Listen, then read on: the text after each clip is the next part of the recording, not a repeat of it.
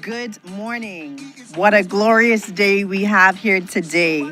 I want to first start by sharing the apologies of the Attorney General and Minister of Justice, the Senator, the Honorable Kim Wilkerson, as well as Minister Michael Weeks, who could not be here with us today.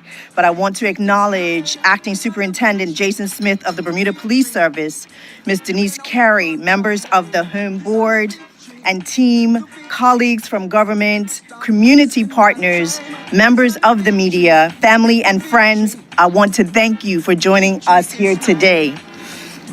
It is indeed my pleasure to welcome you to Astor House and to open this important moment in the life of a program that speaks directly to the cross-ministry work, supporting people through challenge, strengthening families, protecting dignity, and building a Bermuda where no person is written off because of their circumstances.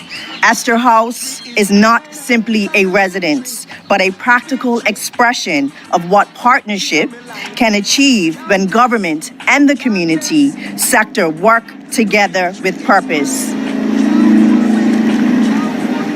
This program has been brought forward through the leadership of the Ministry of Youth, Social Development and Seniors and the Attorney General's Office, working with the Ministry of National Security, the Ministry of Justice, and the Charity Home. It is also a direct product of the partnership between the Ministry of Youth, Social Development and Seniors and Home, and I want that partnership to be clearly acknowledged today. What we see here today is the foundation from which others' progress becomes possible, because without a safe place to sleep, without support to manage daily responsibilities, and without someone to help connect the pieces, it becomes much harder for anyone to maintain employment, repair family relationships, and move forward more healthily. That is why the government has invested in this work.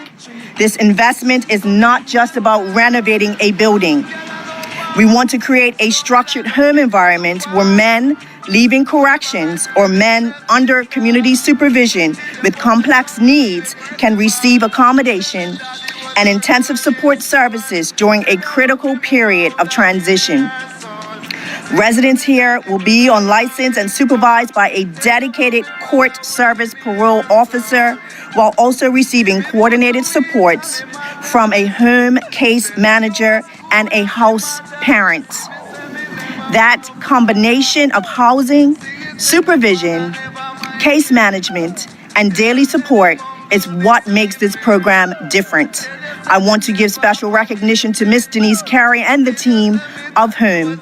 Denise has been a steady and determined leader in the work to end homelessness in Bermuda, and Home has shown what it means to meet people where they are, while still helping them to move towards stability, independence, and dignity. Their experience with people facing homelessness, housing, insecurity, trauma, and complex personal needs has been essential to shaping Astor House into a real support system, not just a place with beds. As Minister of Youth, Social Development, and Seniors, I am proud, as everyone here, I hope standing behind me, is also proud to bring this initiative forward today. Thank you to everyone who has helped make this day possible. I look forward to the work ahead. I look forward to the success ahead and to seeing Astor House become a place where lives are steadied, families are strengthened, and men are given a fair opportunity to return to the community with dignity and responsibility. Thank you.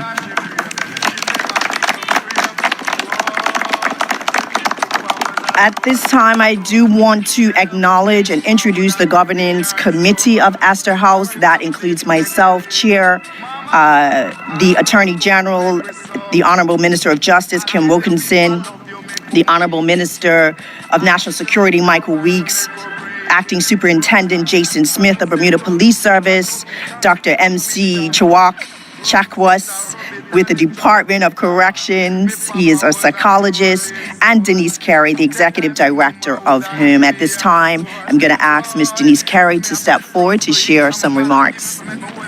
Thank you, Minister.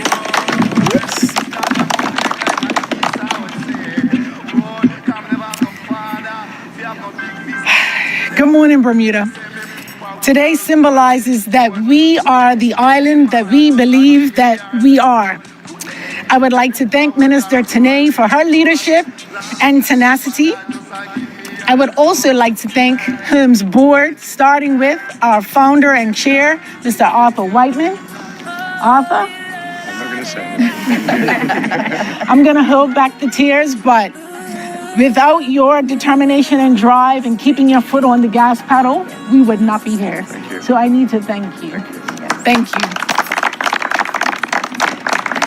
I would like to thank Scott Pierman, our finance chair, Curtis Dickinson, our audit committee chair, Michael Frith, our governance committee chair, Rose Jones, advocacy and communications, Tracy Gibbons, fund development, Dr. Tiffany Thomas, client services, Stacy Williams, and Dr. Richard. I'd also like to introduce the Astor House team, HUM's team. Our case management team is led by Keishan Bean. Our dedicated case manager is Zico Lewis. And we have Trey Durham as our assistant case manager. We also have our dedicated parole officer. Everyone, please meet Tredick Tucker.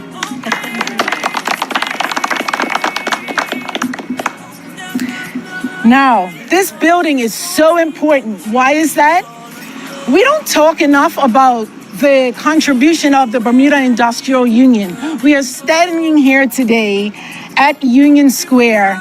This building is owned by the Bermuda Industrial Union, and we approached them some 4 years ago for them to consider renting us Black Circle, which is at 36 Union Street.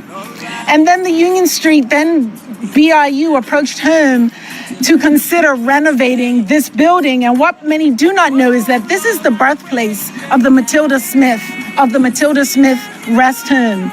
So today we are also honoring the founding members of the Matilda Smith Rest Home, as each one of the bedrooms are being named and honored after the founding members, them being Gladys Stowe, Bernice Manders Can, Helena Williams, Ida Smith, and Isabel Rattery. In addition to that, we would like to highlight Sean Loving of Loving Plumbing and Electrical, because he was the first contractor who agreed to work with our clients in the renovation of this property. So for Sean,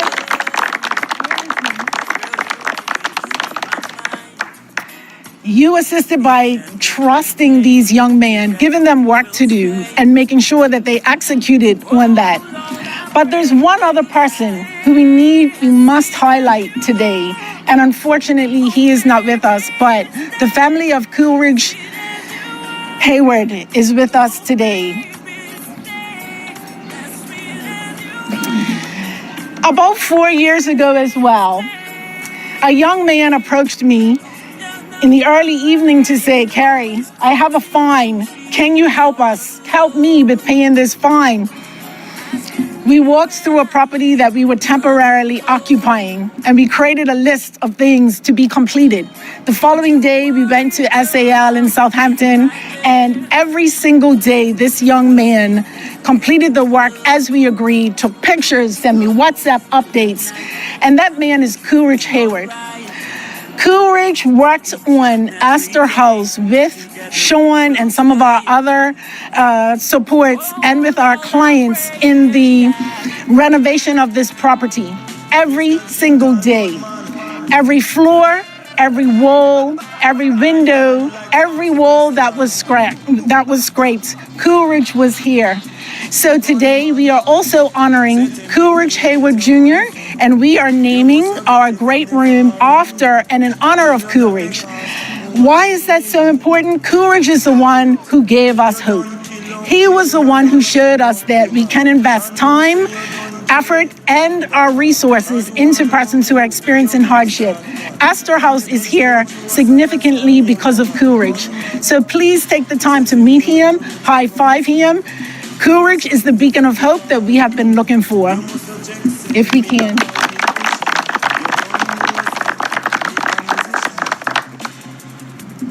So in closing, I would like to invite all of Bermuda to come and enjoy the essence of Union Street. Union Street represents people, it represents first chances, it represents our future. And I'd like to thank all of you for your support. Welcome to Astor House.